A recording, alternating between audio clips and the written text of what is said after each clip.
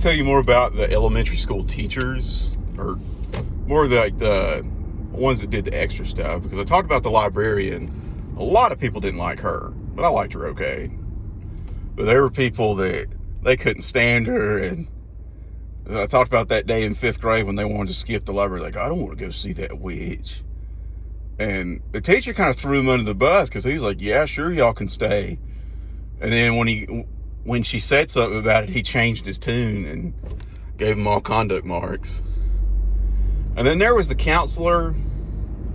She was a nice lady. She actually taught us life skills. Like, she taught us to talk on the phone, how to write a letter, practical stuff. But her main obsession was saying no to drugs and being drug-free, and drug-free is the way to be, blah, blah, blah, blah. And really painted a picture of, you just wait till you get older. People are just going to be offering you drugs left and right, and you won't even know what to do with yourself. There'll be so many offers of drugs. And the way they painted it, they didn't really explain it, because I told my dad, I was like, well, I'll just take the drugs and throw them away. He's like, well, no, that's not the way to do it, son. They'll be like, you took their drugs, you're in trouble. Because I never once was somebody just like, hey, dude, you want some weed for free? You want some of these pills for free? No, it was, hey, you want to buy this? No, thanks, I don't have any money. Okay. And she would show these wild, like, videos. There was one in particular, well, two actually. One was a cartoon about a guy that was a happy-go-lucky kid until he got introduced to marijuana, and he started doing some crazy wild drugs. I'm not even too sure what he ended up doing, because I don't really have encyclopedic knowledge of drugs like some people do, but it was some goofy mask or something. I don't really know, maybe angel dust. And then it showed him blurred out in jail saying, I used to be a great kid until I discovered the weed, and now I'm in jail. And while I appreciate the sentiment, I think it more had to do with his poor decision making than marijuana being a gateway drug. But that's just my 33-year-old opinion. And she showed another one where this guy's friends were all doing drugs. And keep in mind, it was made in the campy 80s, early 90s style. So, of course, the kids are just blatantly doing drugs in, like, a parking lot and drinking beer. And it's just like, all it takes is one adult, and that's the end of that. This was the 90s, when they didn't put up with kids' shenanigans. And the guy sends him to, like, a alternate dimension where the headband prevents him from getting drugs, and two drug users scream at him and try to steal his headband. It's really wild. And the thing is, the kid comes in, ignorant and naive. He comes out, even though they never explain anything about drugs, he comes out an expert in all the horrors of the drugs that people are doing. There's like a long video series, because there was a second one we watched. We never got further than that. And the second one, he converted one of the drug users to being drug-free. So, good for him. And then the music teacher, she was nice, and she taught us well. It's just she did not put up with anything that got in the way of her class time. Like, if we'd been doing something beforehand, it didn't matter. We were getting right to work.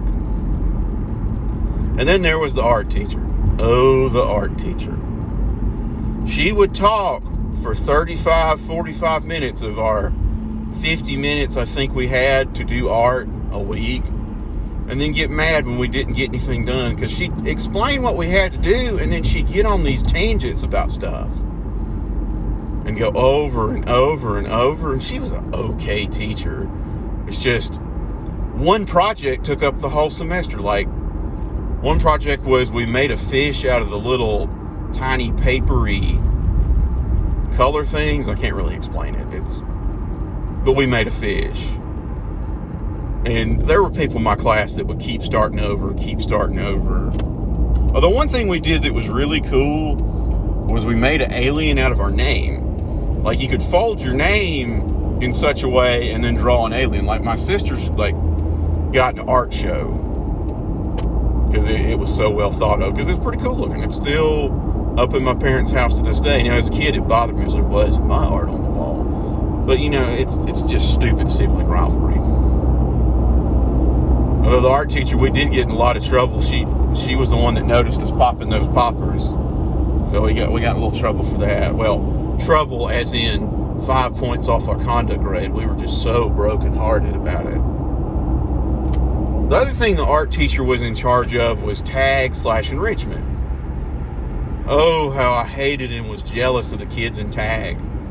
Because they got out of class all the time, at least twice a week, to work with her, which a lot of times they were doing more advanced work. Like, they had them doing algebra in the 3rd grade, had them, you know, messing with middle school, maybe even high school concepts, because those were considered the smart kids. But what burned me up the most is those guys would go on a field trip about once a month at least. Like, it'd be like a Friday. Oh, where are they going now? Oh, they're going to the candy factory and the video arcade. I was like, oh. Of course, they weren't going there, but they went to a lot more stuff. Like, they got to go on all kinds of stuff. And us have-nots are just standing there just pissed off. Because I thought I was a good enough student to get into it, but turns out I don't think the art teacher thought very highly of me, because I think I was talking one time in her class, and she decided I was a ne'er-do-well after that. But I mean, whatever. My sister got to do it, because they did other things too that got them out of class. Like, they had to do a food festival, which mainly consisted of, hey parent, will you cook this dish? And then I'm going to bring it to the food fest and claim it as my own, and it'll be delicious. Okay. That's pretty much how it worked, because no kid's just going to sit there and cook. And even if a kid did, you're not going to be rewarded for it. There's no bragging in elementary school about stuff like that. Hey, I cooked that. Sure you did. And if you did cook it, the reward's going to go to somebody whose parent cooked it. Because that brings me to the legendary, infamous science projects. This was 4th grade, now 5th grade. But the science projects were, you pick something, build it, make a big old poster board, and get judged on it. And for 95, maybe 90% charitably, the parents did it. But my sister did hers on her own, and my dad's always complained, well, she did it herself. And the parents are like, yeah, Dad, you don't understand how this works. That's how things work.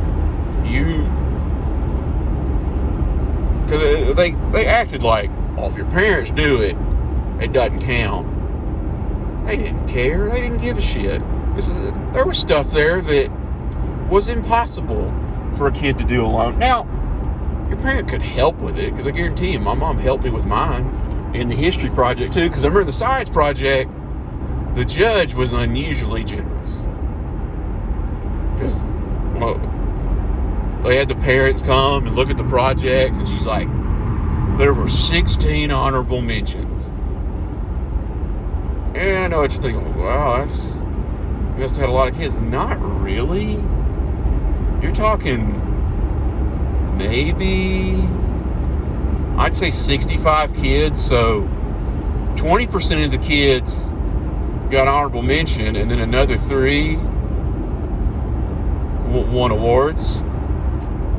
Because I got an honorable mention, and I worked on it, but my mom helped a good 50% because she was good about it. My dad wasn't doing a damn thing. He wasn't doing a damn thing. He was gonna let me do it, and then I know how he works.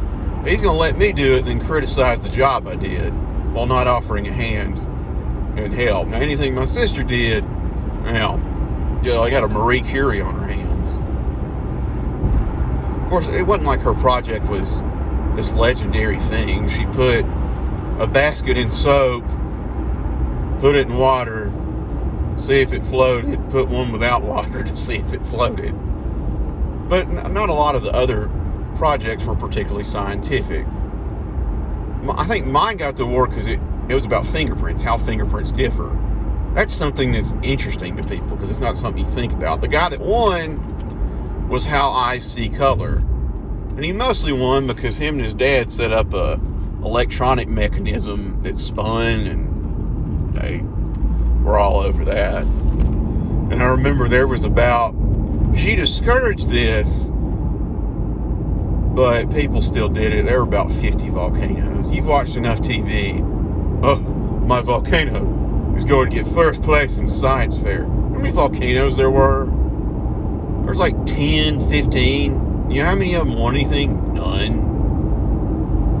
And then there were models of the solar system. Those didn't win anything either, because you're like, we get those all the time. That's not thinking outside the box. That's just stupid.